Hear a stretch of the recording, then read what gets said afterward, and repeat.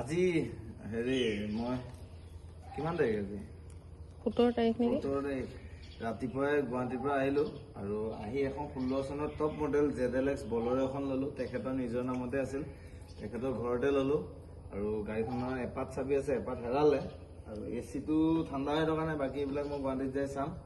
Running হৈছে 72,000 আৰু গাড়ীখন তেখেতে 2018 চনৰ পৰা চলালে। কেনেকুৱা অভিজ্ঞতা? অভিজ্ঞতা ভাল। আজি মই বিকিবলৈ মন নাছিলে, বিশেষ অসুবিধাৰ কাৰণে বিকিবলগীয়া হ'ল। নতুন সোমাব মানে নতুন গাড়ী সোমাব। এতিয়া নতুন গাড়ী এতিয়াই আনিব যাব আৰু দিয়া ভাল লাগিল তোমালোক পাই ভাল লাগিল। আৰু ৰানিংটো দেখাই দিয়া একবাৰ। মই ইয়াতে ঘৰতে মোক গাড়ীখন ডেলিভাৰী দি আছোঁ।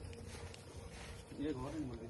ৰানিংটো হ'ল 72,554।